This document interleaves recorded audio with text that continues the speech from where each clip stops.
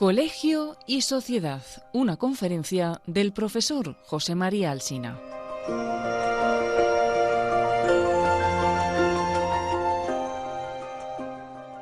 Hoy reflexionaremos sobre el colegio y la sociedad como instancias educadoras de nuestros hijos. La familia no puede realizar todas sus funciones educadoras. Necesita del colegio, necesita de la sociedad. En muchos ámbitos de la vida humana, vivir en la sociedad es absolutamente necesario para poder satisfacer las necesidades que tiene el hombre. Así, los clásicos habían insistido, la familia es un ámbito social insuficiente. En muchos aspectos tenemos que ir en la sociedad para poder satisfacer todas ya nuestras necesidades, también las de orden educativo.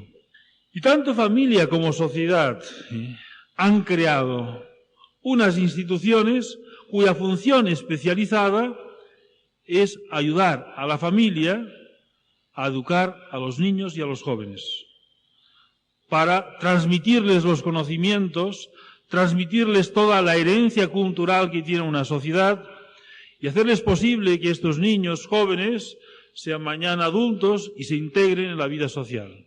De esta manera, a lo largo de todas las civilizaciones, a lo largo de toda la historia, siempre han existido instituciones cuyo carácter es específicamente educativo. Hoy, en nuestra sociedad, que por tantos motivos son más necesarios los conocimientos, los colegios ocupan este lugar importante en la labor educativa. Y vamos, por tanto, en primer lugar, a reflexionar esta relación familia y colegio, y tanto en este aspecto como en el que nos ocuparemos más adelante de la sociedad, quisiéramos reflexionar sobre cuestiones muy concretas que atañen especialmente a aquellos matrimonios que tienen sus hijos en edad escolar. La educación, lo hemos dicho desde el primer día y ahora hay que recordarlo, es tarea de los padres. Es tarea y responsabilidad de los padres. Es una tarea que no puede realizar otra persona. Lo que hacen los padres no pueden realizarlo otra instancia adecuadamente. Pero los padres pueden delegar parte de sus funciones al colegio, y esto es lo que es. ¿Qué es un colegio? Un colegio son unos delegados, una institución delegada de los padres para realizar aquello que los padres no pueden realizar por falta de conocimientos, de tiempo, dedicación, etc. Pero no hay que olvidar esto. El colegio nunca tiene unas funciones de suplencia. Es decir, no tendría sentido que unos padres dijeran, nosotros no sabemos cómo educar, aquí tienen a nuestro hijo, edúquenlo ustedes y adecuadamente. Esto que ocurre tan frecuentemente no es propiamente lo que tiene que ser la relación familia-colegio. El colegio no viene a ocupar el lugar de la familia porque la familia no sabe cómo educar a los hijos. No es así. El colegio es una delegación, una continuación de lo que se realiza en la familia en ciertos ámbitos más especializados y de una forma, si quieren ustedes, más intensa en algunos aspectos. Delegación, delegar algo. Por tanto, quiere decir esto como primera, diríamos, afirmación. Los padres eligen un colegio para sus hijos. Es uno de sus derechos fundamentales. La libertad de enseñanza. Libertad de enseñanza quiere decir libertad de elección. Pero lo que ocurre en el colegio continúa siendo responsabilidad de los padres. De tal manera que si no estamos de acuerdo con el colegio, nuestra responsabilidad es coger nuestro hijo y ponerlo en otro colegio. Los colegios, las distintas instituciones educativas, guiadas cada una de ellas por su proyecto educativo, su ideario, ofrecen un tipo de educación. Si a nosotros nos parece bien, enviamos nuestro hijo a aquel colegio y lo único que podemos pedir a un colegio es que sea coherente con su ideario. No tendría tampoco sentido que alguien se excusara y dijera, mi hijo lo han educado mal en el colegio. A tu hijo lo has educado mal tú. Tú enviándolo a este colegio que no sabían educar. Es muy frecuente, créanme, que los colegios se encuentren. Estos días yo he estado dando también charlas en colegios y había este ambiente entre profesores, en muchos casos, de ver cómo envían los padres a sus hijos allí, porque los profesores, el colegio, sean los únicos responsables de la educación de sus hijos. Es imposible que un colegio eduque adecuadamente cuando ocurre esto. Por muchas razones. En primer lugar, porque la relación paterno-materno-filial es tan profunda, llega tanto a las profundidades del ser humano, porque está motivada, llevada por el amor que tiene natural un padre o una madre a sus hijos, que esto es lo que hace eficaz la educación. Por más que quieran en un colegio a sus hijos, a sus alumnos, no los pueden querer como lo pueden querer los padres. Y por lo tanto no pueden llegar a penetrar tan profundamente en la vida de los hijos. Y ya lo decíamos el primer día y hoy podemos recordarlo para ver ahora este aspecto de la educación de los hijos. El niño tiene experiencia de que sus padres lo quieren. Si no tiene esta experiencia, diríamos un niño que tiene incluso pocas capacidades de supervivencia, es la experiencia más necesaria para vivir. Tener como primera experiencia que es un niño querido por sus padres. Absolutamente necesario ya desde los primeros momentos de su vida. Experiencia que es, en primer momento, no es consciente, pero después se hace consciente. Soy querido y como consecuencia de este ser querido puedo vivir, tengo seguridad, puedo realizar una vida. ¿Esto es así? Es algo fundamental, diríamos, este amor como la razón por la cual puedo yo vivir. Pero la educación no es simplemente querer. Este querer, diríamos, queda reflejado en unas exigencias. Al niño lo queremos, a nuestro hijo, y como consecuencia de este cariño, decimos, mira, hay que hacer esto. Y todo ser humano tiene, ya desde muy pequeño, digamos, una cierta actitud de rebeldía. Te quiere hacer su propia voluntad. Esto es propio del ser humano. Y la educación solamente es posible mediante una actitud de obediencia. ¿Y cómo es posible obedecer con esta actitud innata de rebeldía? Solamente es posible obedecer porque se tiene experiencia desde los primeros momentos de la vida que aquellos que te piden algo, que te exigen algo, que te mandan algo, son los que te quieren. Y con su actitud de cariño te han proporcionado algo que es bueno para ti, lo sabes. El niño obedece desde la perspectiva no del temor. El temor, un niño no obedecería nunca por temor, exclusivamente, nunca. Y un niño, por otro lado, sería, digamos, una experiencia absolutamente extraña. El niño obedece porque sabe que aquello le piden, procede de las personas que lo quieren. Y por lo tanto, él sabe que le quieren bien porque los necesita. El niño vive de esta experiencia inicial. Esto es lo que hace posible que la educación penetre en las estructuras más profundas de la personalidad de los niños en los primeros años de su vida. Decía un educador, dejadme un niño 7 años y lo educaré para toda la vida. Y respondía otro, dejámoslo 3 años. Los 3 primeros años de la vida. Yo no sé si sean 3 o 7, pero sin ninguna duda, ya en estos 3 primeros años, gracias a esta, diríamos, con naturalidad, profundidad, se está creando algo en aquel niño, fruto del amor, que posibilitará todo su desarrollo posterior. Esto nunca puede llegar a un colegio. Nunca. Colegio puede ser, y es eficaz el colegio, en la medida que es continuador, refuerza, consolida aquello que ha recibido en la familia. Me decía hace años un sacerdote. En aquellos años que hubo tantos sacerdotes que dejaron su vida sacerdotal, y hablando un día que había ido yo a una parroquia a dar una conferencia, me comentaba, mira, viendo después qué ha ocurrido, los sacerdotes, yo tengo que testimoniar la siguiente experiencia. ¿Quiénes son los que han perseverado? ¿Los que en el seminario parecían más fervorosos? Dice, pues no. Han perseverado los que provenían de familias más profundamente religiosas. Es un poco misterioso esto, incluso mirado desde los planes de Dios. ¿Es que no somos libres de nuestra propia existencia? Claro que sí. Pero Dios ha querido que nuestra propia existencia pasara por la vida de nuestra familia. Ha marcado profundamente, fíjense bien, a un niño le ha marcado incluso su futuro sacerdotal. Y cuando se ha encontrado con dificultades, para superar aquellas dificultades, digamos, ha encontrado el apoyo en aquellas experiencias primeras de su vida, en que vio que la vida tenía, diríamos, este sentido profundamente religioso y que Dios constituía la razón de su vida. Esto lo ha vivido el niño en sus primeros años, lo ha vivido, lo ha sentido, con la profundidad y totalidad que lo puede sentir un niño. ¿Ven? Después, todo esto necesita ser educado, completado, madurado, ilustrado. ¿Cómo? Con el colegio.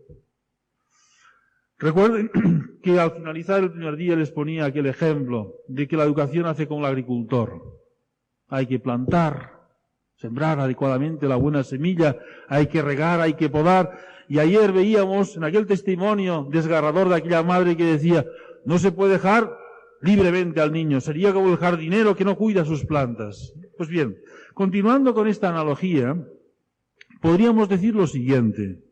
¿Qué hace la familia? Sobre todo, siembra. Y después el colegio continuará el cuidado de aquello que ha sido sembrado.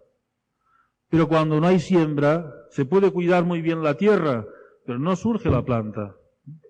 Esto tiene que ser para nosotros, los padres, ¿sí?, motivo de esperanza. ¿Por qué digo que tiene que ser motivo de esperanza y al mismo tiempo una llamada a la responsabilidad? Porque aquello que ha sido sembrado, si ha sido sembrada buena simiente, ya florecerá en su día. Quizá tardará, quizá aparecerá en los últimos años de la vida de nuestros hijos. Pero tener la seguridad, ¿sí?, que cuando un hijo ha recibido una buena educación, cuando ha vivido en un ambiente cristiano, profundamente cristiano, aquello nunca cae en saco roto, nunca. Realmente cada uno es libre de su propia vida, pero hay algo que, como si Dios quisiera quedar condicionado. Miren, en tantas cosas Dios ha querido, de alguna manera, quedar condicionado a la voluntad de los hombres.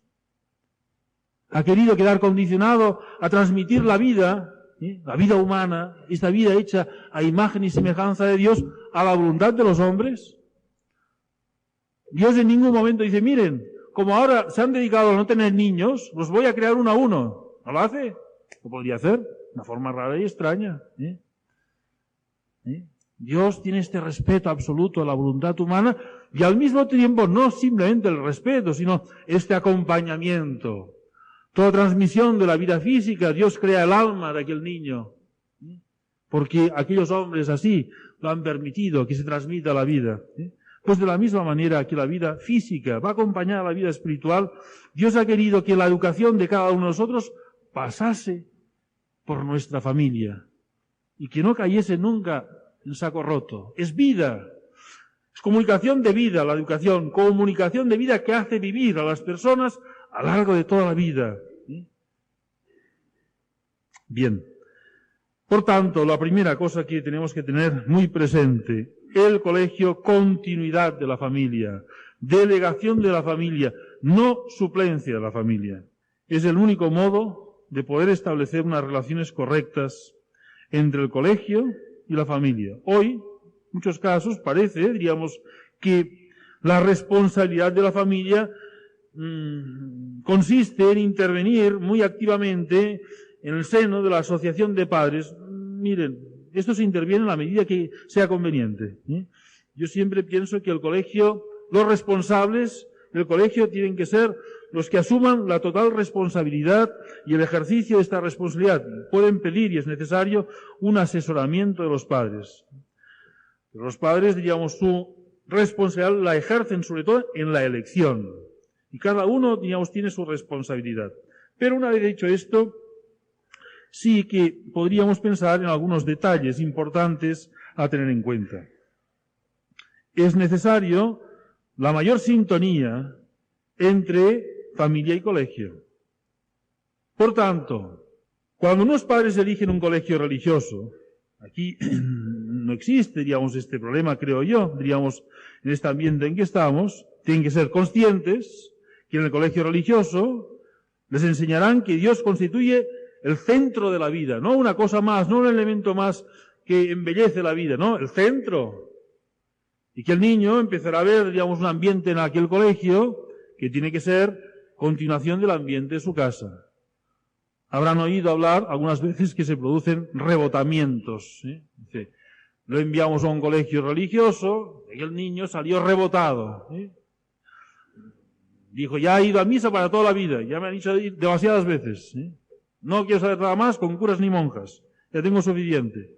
Cuando esto ocurre, créame, normalmente es porque se ha producido, un distanciamiento entre colegio y familia. Cuando en la familia han visto un ambiente muy distante al colegio que los han enviado, lo más probable es que se produzca este rebotamiento. La causa no es de la intensidad religiosa del colegio, sino de la frialdad religiosa de la familia. Y el niño no puede asumir sus padres, que le quieren, y sabe que le quieren, le envían a un colegio que le dicen algo que resulta contrario a lo que la familia se vive. Es inexplicable, no se entiende. Por lo tanto, hay que cuidar, no simplemente, este problema más grave, sino hay que cuidarlo, en toda una serie de detalles y matizaciones. Hoy se tiende a mimar a los niños, y el niño viene del colegio, dice, mire, el profesor me tiene manía, y resulta que otros compañeros míos que hacen lo mismo que yo les trata mucho mejor, mejores calificaciones, mayores posibilidades, en cambio, yo le he caído antipático. Ah, sí. ¡Qué desgracia! Claro, hay profesores que cogen manía a los niños, Y entonces se hace problema. Vamos al colegio a decir, hombre, pues esto no puede ser. Ese profesor no se ha dado cuenta del colegio que tiene manía, nada menos que a mi hijo. Están mal educando a los hijos. Están mal educando a los hijos porque lo que les cuenta quizás sea casi seguro, Su imaginación. No constituye esto la realidad. Solo ha imaginado que esto es así. A lo mejor, no sé si el niño no es de buena fe, sí, pero solo ha imaginado, no es verdad. Y por otro lado, ustedes han contribuido, si tuvieran esta actitud, a quitar autoridad al colegio. Y esto no puede ser, la única posibilidad de que el colegio actúe eficazmente, es que el niño crea que aquel colegio son justos, cualificados, el profesor sabe que puede poner confianza en él, que le quieren. Y por lo tanto, si un niño dice, me han hecho una injusticia, hay que decirle al niño, al joven ya, me parece que te equivocas. En todo caso, indagar, si ha sido así. Procurar, pero en principio no dar la razón, porque en este contribuimos a quitar el principio de autoridad al colegio, y esto no contribuirá simplemente en quitar el principio de autoridad del colegio, sino contribuirá también a cegar nuestro propio principio de autoridad. Y el niño se acostumbrará a juzgar de las cosas según meramente su criterio. Me parece que no actúan bien, no. El niño se tiene que acostumbrar en que, en primer lugar, su actitud, conveniente, es aceptar lo que le dicen y ir descubriendo realmente que aquello es bueno para él. Si no lo ve, ya lo verá. Es el único camino. Santo Tomás dice, para el estudio y para la educación, la primera actitud necesaria para que se pueda realizar es la docilidad. Un niño que sea dócil. Hoy en día es de las actitudes más difíciles. Hemos creado, una cierta, rebeldía social. Cada uno tiene su opinión, cada uno tiene sus derechos. Cuidado, cada uno tenemos que ser de una manera considerados como personas geniales, extraordinarias, y los otros no nos lo reconocen. No, miren, es un mal camino para el niño. Cuidar esta actitud. De la misma manera, hoy yo estaba en un colegio y les decía a los profesores, nunca, contribuyan ustedes a que el niño pierda la imagen, la gran imagen que tiene que tener sus padres. Hay que tener mucho cuidado en esto. El colegio tenía que tener esta preocupación, a pesar de que un padre se puede equivocar con su hijo. Pero no está preparado el niño aún, para asimilar esto. Y por otro lado, su padre es su padre. Está por encima, incluso de sus posibles equivocaciones y errores que los tiene. Ya llegará el momento que el niño comprenderá que su padre, evidentemente, tiene errores, su madre también. Pero esto no va en detrimento de que lo quieran y con su cariño lo puedan educar bien. ¿Ven? Es la realidad de las personas que somos limitadas. ¿Ven? Esta, diríamos, cuidar que en casa el colegio tenga por parte de la familia una gran consideración, un gran reconocimiento, es lo que facilitará una buena relación. Y facilitará, diríamos, que el niño también sea receptivo a todo aquello que le ofrecen del colegio. Otra, diríamos, consideración muy puntual que parece que también hay que tener en cuenta. Se lo he dicho muchas veces yo a padres de familia de un colegio determinado. Les digo, miren, ¿cómo es este colegio? Este colegio es, según principio sui diario, y los profesores religiosos, religiosas que lo llevan a cabo, pues procuran, diríamos, ser consecuentes con este diario. Bien, es verdad. Pero este colegio también es según los padres de los alumnos de este colegio. ¿Es así? Cada uno de nosotros educamos a nuestros hijos y estamos influyendo en la educación de los demás compañeros de nuestros hijos. Ustedes tendrán experiencia de esto, por lo menos a mí me ha ocurrido muchas veces. En casa, como después hablaremos de esto, pues se procura no ver demasiado la televisión. Y en una ocasión poner un serial de estos, una serie, y ver que mis hijos, pues, siguen, lo conocen, bien. ¿Y cómo lo conoces? Si no lo vemos nunca. O ves que cada día me lo explican en el colegio. Es decir, ven lo que ven ellos y lo que ven todos los demás. Esto es importante, es decir, el ambiente que formamos. Bien, ¿qué quiere decir esto como consecuencia muy práctica?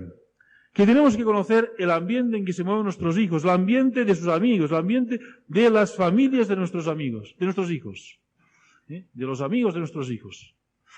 ¿Y cómo se realiza esto? Pues miren, yo me atrevería a darles un consejo que nace de la experiencia. Abran las puertas de su casa a los amigos de sus hijos. Es importante abrir las puertas de la casa a los amigos de sus hijos. Que su casa, la suya, sea un lugar donde se reúnan los amigos, la forma de conocerlos.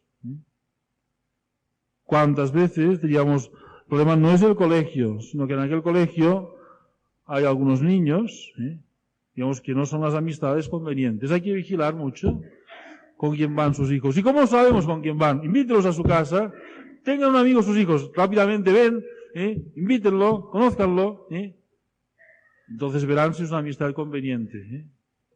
Es muy frecuente. Recuerden el caso que veíamos ayer. Aquella madre, después, reflexionando sobre lo que había ocurrido, veía que la primera, diríamos, problema, digamos, de desviación que había tenido su hijo era a causa de un amigo. No le habían dado importancia. Después descubrieron la enorme importancia que tuvo aquel niño que le había pervertido ya a los 10 años. No es para estar, digamos, angustiados, sino simplemente para tener, diríamos, una actitud, diríamos, de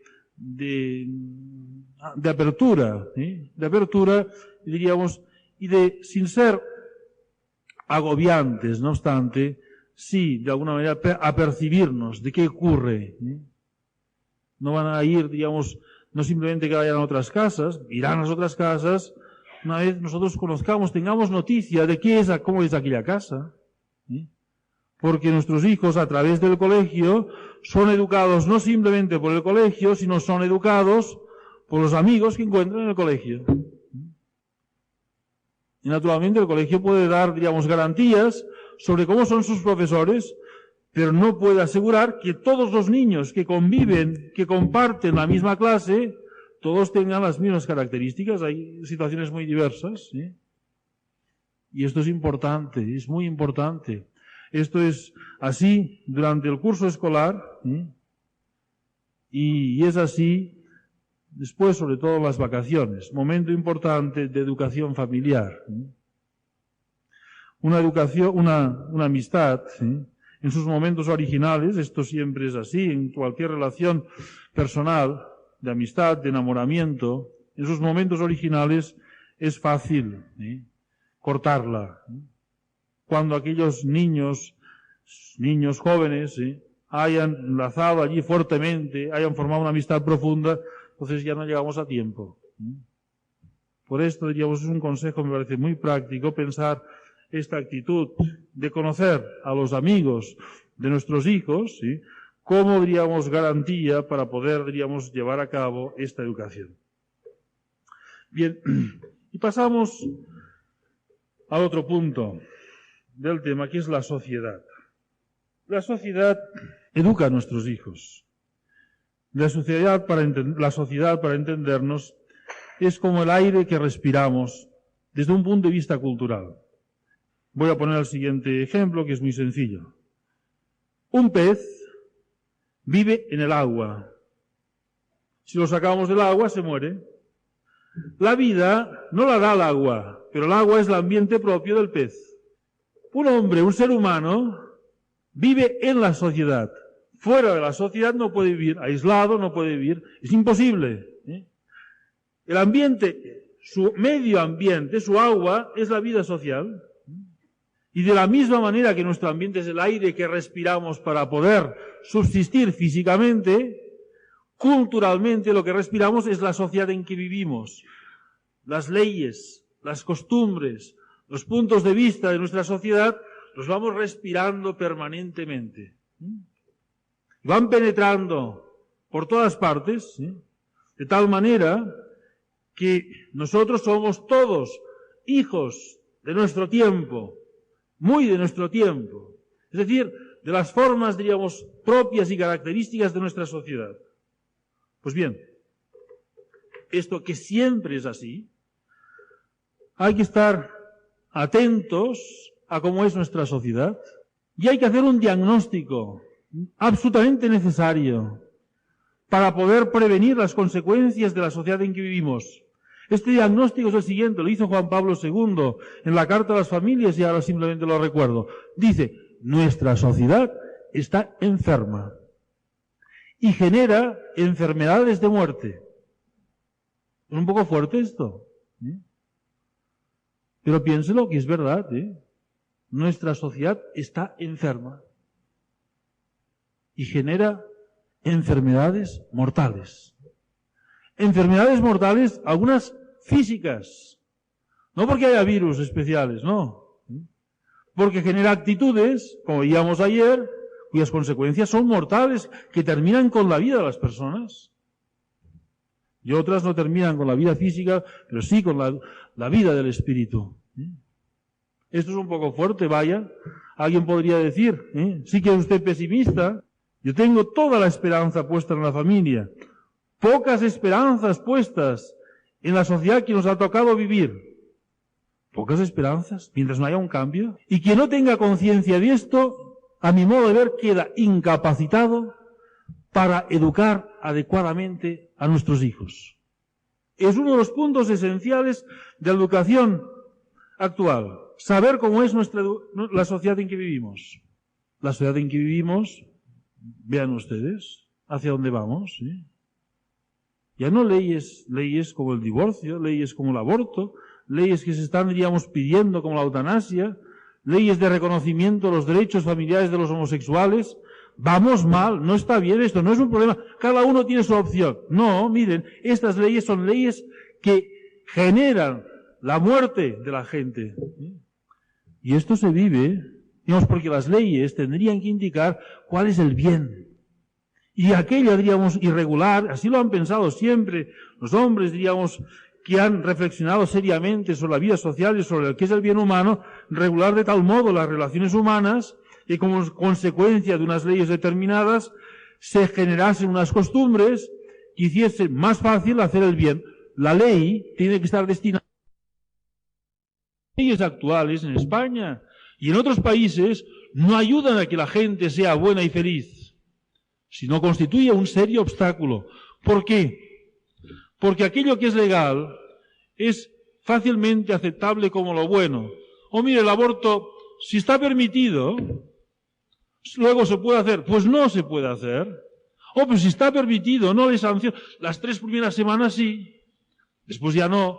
Oiga, entonces se puede matar al niño cuando es más indefenso. No, no. Es un asesinato. Hombre, ¿cómo va a decir que es un asesinato? Pues sí. Y la eutanasia, ¿cómo se puede dar el derecho a quitarse la vida a una persona si quiere quitarse la vida?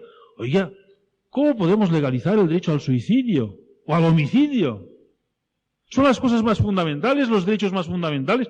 Nunca a nadie, en ninguna sociedad, se le había ocurrido a pensar que hay derecho al aborto, al suicidio, al homicidio. No, porque piénsenlo 2 minutos, y verán que es algo inconcebible. Un derecho es algo que se tiene que garantizar y que es bueno y que se tiene que proporcionar. Si yo voy a trabajar en una empresa, tengo un derecho, unos derechos laborales. Y si hay aquí algún experto laboral, sabrá que esto es así. Y esto quizá lo sepan todos. Que incluso que la empresa no me haga un contrato escrito, a cabo de un tiempo yo tengo una relación laboral que es sujeto de derechos. Bueno, no faltaría más. La sociedad me los garantiza, me los protege, no faltaría más. Del mismo tipo es el derecho al aborto. No, por favor. No es ningún bien. Esto hay que ver, digamos, cómo son las cosas. Cuando tenemos que hacer todo el esfuerzo para encontrar razones y motivos, decir, miren, el aborto es algo malo. ¿Cómo no lo va a ser? ¿Cómo habemos podido convertir el seno materno en el lugar más peligroso para la vida humana? ¿Cómo es posible? ¿Cómo es posible decir que es peligroso estar en el seno de una madre? Donde nace la vida, ser un lugar de muerte. Es horroroso. Es horroroso. Hoy en día hemos perdido sensibilidad y estamos, digamos, miren, quizás sí, ¿cuántos? La causa de mayor mortalidad es los abortos. ¿Cómo podemos pedir a una persona, diríamos, en nuestra sociedad que tenga aprecio por la vida y por el bien, cuando hay este desidia y este desprecio profundo? Esto, fíjense, el niño empieza a percibirlo desde su infancia. Algo raro ocurre. Y no podemos ocultárselo. Les decía el primer día, tenemos que dar criterios que orienten. Y tenemos que decir al niño lo que es bueno y lo que es malo.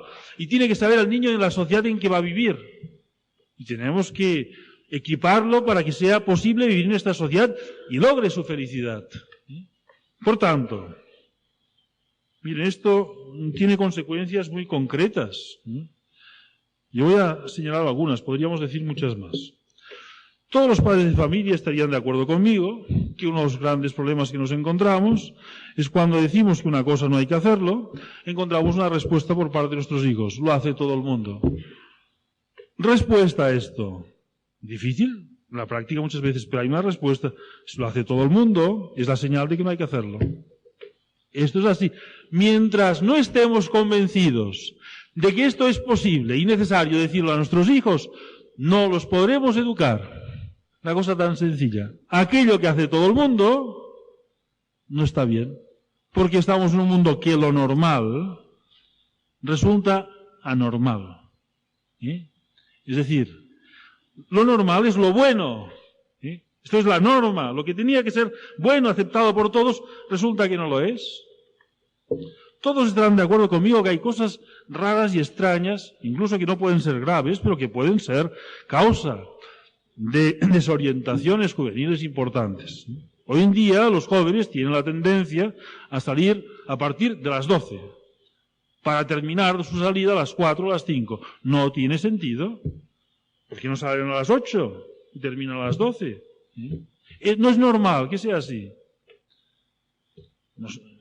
El día tiene día y noche. El día se ha hecho para trabajar, para disfrutar, y la noche para dormir, para descansar. Es muy difícil, nuestros hijos, digamos, ¿cómo voy a volver a casa a las 2? Si está empezando, Pues mira, no es normal. Y piensa todas las desgracias que ocurren en las noches. ¿Cuántos padres, hablando con ellos, a veces me dicen, miren, cuando llega el fin de semana, no sé si en una población más pequeña si esto es así, pero en Barcelona es así, dice, empieza nuestro padecer. Empieza el viernes ya, a ver qué hora es, son la 1, son las 2, no llega, a ver qué hora ha pasado, habrán tenido un accidente, no han tenido un accidente, qué estará haciendo ahora, hasta que llegan por la noche. Bueno, y esperar el sábado que se repite la función. No es normal que esto sea así. No es normal. Por tanto, diríamos, ahora bien, cuando se llega, diríamos, a esta situación, niño de 15, 16 años, quizá antes, 14 ya, muchas veces empiezan antes, Antes de todo esto, habrán pasado toda una serie de situaciones que habrá salido ya el argumento que tiene que haber aprendido desde los primeros años de su vida que aquello que hace todo el mundo no necesariamente es bueno. Es más, que frecuentemente no es malo. Bueno, miren, si alguien me dice que esto es duro, les diría que también tienen que cogérselo de una forma un poco deportiva, con un cierto humor. El niño, por su talante, es rebelde, pues tiene que demostrar su rebeldía como frente a la sociedad. También es bueno. Fíjate, vas a ser más original. No simplemente decir algo prohibitivo, sino fíjate, el argumento hasta donde pueda llegar y hasta donde pueda entender el niño. Naturalmente, vuelvo a repetir algo que ya dije el primer día, la educación no es meramente el decir que no. La educación es mostrar el sí, pero tiene que ir acompañada del no, en algunas ocasiones. Y sobre todo, desvanecer prejuicios o, diríamos, tópicos que hoy en día se repiten tanto. Si todos los niños lo hacen, no quiere decir necesariamente que esto sea bueno. Si todos han visto esta película, mire, pues quizá no es buena. Si es buena, la verás. Si es mala, no la verás. Tenemos que aprovechar también aquella etapa de la vida en que los niños son más dóciles y tenemos más capacidad de dirigir su conducta para que vayan descubriendo que aquello que les decimos no es arbitrariedad, no es meras ganas de imponernos nosotros, no son deseos de sustituir nuestros gustos por los suyos, o viceversa. ¿No es esto? Claro, vosotros sois de otra generación, pero ahora no se hace así. No es decir, nosotros, como lo hicimos de un modo, queremos que continúen haciendo lo mismo. Como nosotros escribíamos con, no sé, con pluma de ave, porque no era así, pues no les dejamos tener ordenador. No es esto. Sí que no, que nosotros sabemos. Y el niño ya, tiene que empezar a descubrir que aquello que nosotros prohibimos no es bueno. No es bueno. Quizás si no lo ha probado no lo sabe, no, pero tiene que descubrir que hay cosas buenas, dignas, que él disfruta, que se lo pasa bien. Siempre que decimos que no hay que presentar una alternativa, no podemos decir meramente no, sino que tenemos que haber ido educando a aquel niño que ha ido descubriendo que aquello que parece tan apetecible, ni a los mismos que lo realizan es tan deseable. Lo que pasa es que no saben otra cosa que hacer. Estoy convencido, y hablo desde la experiencia y el diálogo con jóvenes, no se lo pasan bien yendo a la discoteca. Créanme, por más que lo digan, están aburridos, pero no tienen otra cosa que hacer. ¿Qué vamos a hacer? Bueno, pues vamos allá. No han descubierto otra cosa. El joven, muchas veces sin ser motivado, diríamos, por incluso razones morales o religiosas, descubre otras cosas que hacer. Ya no necesita que le diga, mira, esto no, porque él mismo sabe que no vale la pena. Pero tiene que haber experimentado en su propia vida que hay algo mediante lo cual, digamos, disfruta. No quisiera, digamos, nadie puede ponerse de modelo a nadie, pero yo recuerdo siempre en casa, un día, en verano, estábamos fuera, viviendo en el campo, en una casa aislada, y como saben, a mediados, me parece que es el mes de julio, el cielo es muy estrellado. Dije, venid, veréis un espectáculo grandioso. Contemplemos un rato lo que son las estrellas. Les aseguro que quedaron maravillados. Bueno, ¿cuándo lo repetiremos? No, cada noche no se podía dormir tarde, pero hoy vamos a contemplar. Ya, hombre, mire cómo vamos a entusiasmar a los niños contemplando las estrellas. Esto, mire, porque son muy especiales. No crean, no, son muy normales, Conocen alguno que es bastante normal por aquí. No, porque es un espectáculo digno de ser contemplado. Un cielo estrellado. Quien dice esto, hay muchas otras cosas, muchas actividades, artísticas, deportivas, El niño que se entusiasma en un deporte prefiere mucho más del deporte, evidentemente, que ir a la discoteca. Mucho más atractivo, mucho más, diríamos, realizador para él. Y encuentra amigos que también se divierten en ello. Hablaremos enseguida de este tema. Tenemos que tener conciencia. Y por lo tanto, diríamos, si alguien es aficionado a los acuarios, sabrá que hay que cuidar el agua de los acuarios. Que el agua se ha contaminado. Tenemos que poner un medicamento para que los peces no estén contaminados. Pues miren, el ambiente en que respiramos cultural está contaminado. La sociedad está enferma. Tenemos que vacunar a nuestros hijos para que no queden afectados por el virus moral que invade nuestra sociedad. Esto a veces cuesta convencernos de que esto es así. Yo he visto tantos padres sorprendidos. Bueno, a mi hijo ahora le toca salir. Claro que sí, le toca salir, no faltaría más. Ya es que ya tiene 16 años y conviene realmente que salga. Están contentos, ya va a la discoteca, bueno, ya hace amigos. Pero ¿sabes cuáles pueden ser las consecuencias de la discoteca? El otro día me contaba, lo leía, que en Francia está proliferando cada vez más las conductas de homosexualidad, tanto en chicos como en chicas. Entonces muchos padres, fíjense bien, tienen ya la preocupación de que sus hijos sean iniciados sexualmente, tengan la primera relación sexual muy jóvenes, para que no caigan en la homosexualidad. Y triunfantes, no, ha tenido una relación sexual y está muy satisfecho. Mi hijo no es homosexual, si no le gustan las chicas, qué bien, sí qué bien, qué mal. Qué mal porque quizá dentro de unos años pues ya no le gusten. Porque aquello que es malo produce frutos malos. Han perdido, entonces, aquellos padres, digamos, el sentido de la moralidad, de lo que es bueno para sus hijos. Y en este caso, el sentido de lo que es la sexualidad.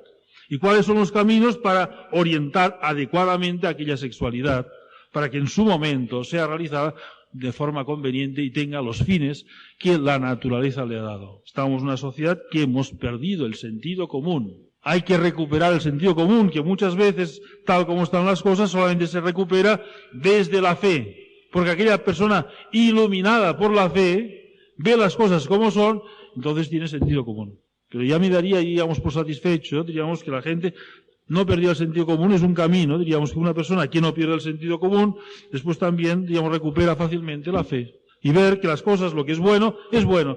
No estén acomplejados, porque digan, esto es anticuado. Puede haber una cosa anticuada, si lo es, pues que sea anticuada, fuera, otra cosa. Pero hay muchas cosas que no son anticuadas, simplemente que continúan siendo buenas.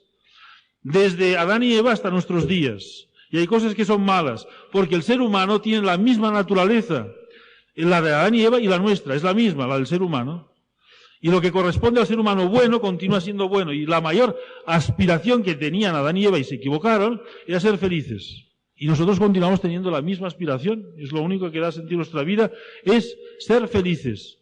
Y no todo camino lleva a la felicidad. Hay un camino que corresponde a lo que es el ser humano, a su naturaleza. La silla le corresponde ser para sentarse, y si la utilizo como proyectil para lanzar hacia los demás, destruyo la silla y hago daño. Pues algo semejante ocurre, diríamos, con la naturaleza humana. Tiene, diríamos, una estructura, una finalidad, un destino, y hay que respetarlo enormemente, y hay que conocerlo. Y esto, mirando lo que es el ser humano, lo podríamos descubrir. Hoy en día nos hemos cegado, y quizás solamente lo descubrimos a través de la fe. ¿Cuántas veces se ha dicho que en nuestros tiempos la gran maestra y a veces única maestra de humanidad es la Iglesia? Porque desde la fe repite realmente el hombre está destinado a ser feliz y puede ser feliz porque Dios lo ha creado y Dios lo sigue amando y lo ha destinado a la felicidad y a una felicidad eterna. Yo quisiera ofrecer de alguna manera como unas conclusiones muy, muy sencillas. Aquello, digamos, el argumento, todo el mundo lo hace, es un argumento, no es válido. Digamos, solamente desde la perspectiva de negar este argumento es posible educar a sus hijos. Y ya, digamos, dos cosas que nos quedan por decir. La primera es que la sociedad hoy en día educa principalmente a través de la televisión. Es el principal instrumento educador de todos nosotros, de nuestros hijos. Y es el gran instrumento que puede destrozar nuestra vida, la vida familiar y la de nuestros hijos. Hay infinidad de estudios que han demostrado que un niño que ve demasiada televisión es un niño que queda incapacitado para las tareas escolares. Gran parte del fracaso escolar y universitario procede del abuso de la televisión. No de los malos programas, sino de ver mucha televisión. Es muy nocivo psicológicamente ver televisión. ¿Por qué? Porque destruye nuestra capacidad de reflexión. Destruye generalmente la imaginación propia del niño. Le crea en una actitud absolutamente pasiva, ve cosas, no piensa en ellas y van entrando imágenes que pueblan nuestro cerebro de una manera que después no las controlamos. Y estamos dirigidos de una forma inconsciente sin saber por qué hacemos y qué estamos haciendo. Si el niño es una maravilla de capacidad imaginativa, son capaces de imaginar que esto es un avión, lo imaginan y es realidad, y juegan. Todo esto lo rompemos con la televisión, rompemos también cómo se educaban gran parte de los niños, o por lo menos constituía una función muy importante, contar cuentos, padres y abuelos, y madres, contar cuentos. Hay que recuperar. Contando cuentos, los niños se educaban. Hoy en día ya no se cuentan cuentos. Quien cuenta cuentos es la televisión. Qué distinto es oír un cuento de labios del abuelo que ver unos dibujos animados, muchas veces, diríamos, totalmente destructores de la personalidad en la televisión. Hay que ser muy cuidadosos. La televisión hay que tener un criterio. Cuanta menos, mejor. Cuanta menos, mejor. Créanme. Es una condición necesaria para la salud mental. Que los niños vean poca televisión. Y esto en el caso de que fuera buena. No les digo nada cuando la televisión, como ocurre hoy en día, generalmente es mala, de mala calidad y de mala orientación moral. Sí que nos lo pone negro, alguno podrá decir. ¿Qué le vamos a hacer? Pero es así, es así. La televisión que vemos en nuestros días es una televisión que no educa, deseduca. Naturalmente dicen, pues entonces no podemos ver la televisión. Sí, se puede ver la televisión.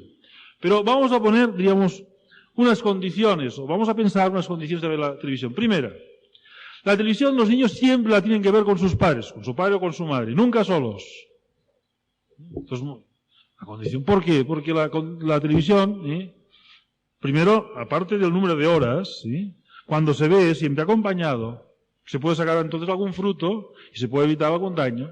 Porque cuando menos lo esperamos salta aquello que no quisiéramos que saltara. Un anuncio, interrumpen un programa, o es que era un programa, una película para niños, sí, pero de medio han puesto unos anuncios que no eran los que, para niños, totalmente inadecuados. Estamos hartos. Vemos unas noticias y salen cosas en las noticias que no son para verlas los niños. Y como siempre estábamos de susto en susto viendo la televisión, pues hay que verla acompañada de un niño. Entonces, quizá pueda servir incluso a decir, mira, esto no está bien, esto no hay que verlo. Créanme, el niño inicialmente lo recibirá de forma muy natural. Toda, diríamos, esta hipersexualismo que vive en nuestro mundo, el niño lo vive como una agresión. No es propio, diríamos, de toda, diríamos, esta avalancha de sexualidad, que está presente en nuestra sociedad. Es algo absolutamente anormal. Y el niño se siente agredido, y por lo tanto, cuando el niño pequeño le dice, mira, esto está mal, ve que está mal, créame, no ha perdido la sindéresis natural un niño, ya ve que esto está mal. Pues cuando sea joven, se haya acostumbrado a cierto tipo de imágenes, quizá le sea más difícil distinguir. Pero si se le educa desde niño su sensibilidad y su criterio, lo verá natural, entonces se puede aprovechar, evidentemente. Nunca puede ver un niño la televisión solo. La televisión, hacer de canguro, que dicen, no sabemos qué hacer con el niño, mira un rato la televisión. Bueno, yo solamente excusaría, diríamos, una situación. Televisión, hay un invento que es bueno, que es el vídeo. Vídeo porque entonces podemos controlar lo que ponemos. Sabemos lo que vamos a poner, sabemos lo que va a ver el niño. Esta, diríamos, yo diría, si se ve televisión, acompañado. Y si no acompañado, exclusivamente vídeo en todo caso. Pero poca televisión siempre. Créame, no nos podemos alargar, pero hay toda una serie de problemas intelectuales. Nuestras facultades no se desarrollan convenientemente los años que se tienen que desarrollar como consecuencia de la televisión. La televisión impide concentrarse, impide la reflexión. Y es natural, si lo piensan un poco lo verán. Reflexionar significa poner la cabeza y la imaginación, nuestros sentidos, en lo que estamos pensando y teniendo entre manos. Si nuestra cabeza está llena de imágenes diversas, no las asimilamos, y aquel niño que quiere estudiar, continuamente en su imaginación están apareciendo imágenes inconexas. La cantidad de imágenes que ha visto en la televisión. Cuando un niño está diariamente 2, 3 horas, 1 hora y media viendo la televisión, aquel niño se le está, diríamos, acortando sus capacidades intelectuales. Muchos casos, un niño sin televisión estaría resuelto gran parte de su fracaso escolar. Y piensen que están liberando al niño, le están liberando, no están quitando, pobre niño, podría disfrutar tanto y no lo dejamos disfrutar. Quien tenga, diríamos, esta actitud, ojalá pudiéramos dejar de ver ojalá pudiéramos dejar al niño hacer esto, no No piensen en el ojalá, porque con todo esto que estamos haciendo, no estamos cortando las alas de la felicidad de un niño, sino le estamos dando alas, para que vuele hacia donde puede volar y donde encontrará realmente, diríamos, el disfrute de volar. No para tener un vuelo rasero que va a acabar, diríamos, empeñándose allí en algo que no puede hacer. No tengo tiempo, pero simplemente lo cito, ya, porque quiero acabar puntual a la media. Dos cosas me han quedado por decir, cada una y quedan dos, ya que ha salido el tema de la sexualidad. La educación sexual es cosa de los padres, fundamentalmente de los padres, no del colegio. El colegio en esto también puede ayudar y hay que tener criterios cómo se realiza esta educación sexual. Hoy es muy necesaria. Como estamos en este mundo tan hipersexualizado y que se ha perdido, diríamos, de vista, hablaremos un poco de esto mañana en la segunda conferencia cuando hablemos de la paternidad responsable, que ahí, diríamos, viene precedida por una educación sexual conveniente. Pero esto es una cosa que hay que hacer los niños. La sexualidad la verán como algo importante, como algo bueno. Es buena la sexualidad, no faltaría más, ¿sí? Es lo que nos hace que seamos hombres y mujeres en todas nuestras dimensiones de la vida. Esto es nuestra condición sexuada y diferenciada. Pero esto tiene que aprenderlo en el seno de la familia. Cómo la sexualidad va unida al amor. Cómo la sexualidad es tan importante que hay que hacer el uso delicado. Si un niño dijera, miren, yo quiero comer, ¿y cómo quieres comer? Por las orejas. Pues comes por las orejas y tendrás una otitis. Porque te pondrás el alimento aquí, no comerás, no disfrutarás y te pondrás enfermo. Pues la sexualidad, si no haces el ejercicio debido de ella, también pasará lo que no quieres. Y hay que enseñárselo, porque corresponde a la naturaleza, lo que es el bien. Y esto se realiza sobre todo, desde un ambiente familiar sano, que pueda hacer evitar todas estas agresiones. Los niños acostumbran a enterarse de aquello que no entienden por sus compañeros de colegio. Casi todos. De aquello que realmente no entienden. Y mira una cosa que cada vez es más frecuente el número de niñas adolescentes que quedan embarazadas.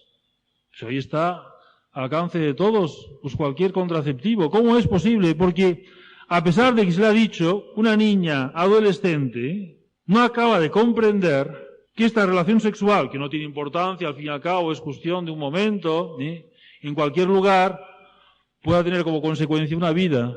No puede ser. Por lo tanto, no tengo que tomar precauciones. Y una niña, cada vez es más frecuente, niñas adolescentes que quedan embarazadas. Se ha perdido de vista lo que es la sexualidad.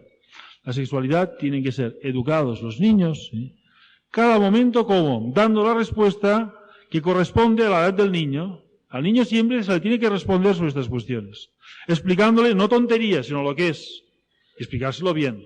Y no tienen que tener un pudor equivocado los padres por decir, no, esto que se lo explique otro. Yo no me atrevo. ¿Cómo no te atreves? Una cosa tan buena, y que le va a hacer bien, y que el niño lo va a recibir agradablemente, sin ningún trauma.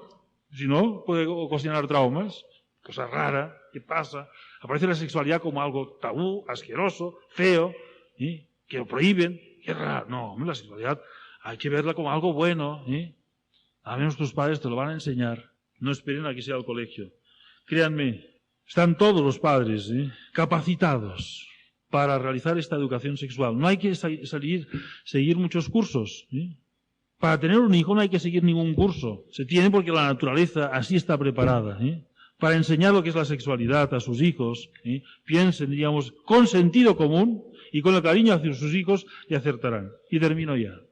Miren, hay que tener muchas esperanzas puestas en la capacidad de la institución familiar, la riqueza, la fuerza de la familia. Pero al mismo tiempo, también tenemos que pensar que el niño tiene que vivir en sociedad y tenemos que crear ambientes sociales. Es una responsabilidad que tenemos las familias, unirnos y crear familias, grupos de familias, en los cuales los niños vean que no es su familia una cosa extraña, que tienen ideas raras, distintas a todo el mundo. No, nuestra familia es igual que la familia de nuestros amigos y otros amigos, y nos reunimos y nos pasamos bien y nos gozamos. Es absolutamente necesario. No van a educar a sus hijos solamente solos. No es posible. Necesitan la compañía de otras familias que eduquen a sus hijos con sus mismos criterios. Es absolutamente necesario hoy el movimiento familiar, en que familias que piensan igual se reúnen, se lo pasan bien, gozan, disfrutan, sus hijos hacen amigos y el día de mañana se casan. Claro que sí. Y se gozan teniendo que se casan justamente pues con el hijo de sus amigos. Y si no, encuentran difícil casarse. Tenemos esta capacidad, lo tenemos en nuestras manos, no es difícil. De la misma manera que en el seno de la Iglesia han surgido los colegios desde siempre, que han hecho posible la educación cristiana a nuestros hijos, ahora no simplemente es necesario los colegios, sino son necesarias las asociaciones de familias. Familias unidas, que crean de forma espontánea, organizada, no lo sé, grupos de familias en los cuales se vive esta vida cristiana. Y el niño va teniendo experiencia de lo que es la vida social convenientemente, como no es su familia sola. Hay otras familias también por este mundo que piensan igual, se lo pasan bien y han descubierto aquello que les puede hacer felices. Y no simplemente les puede hacer felices, sino que ya empiezan a serlo.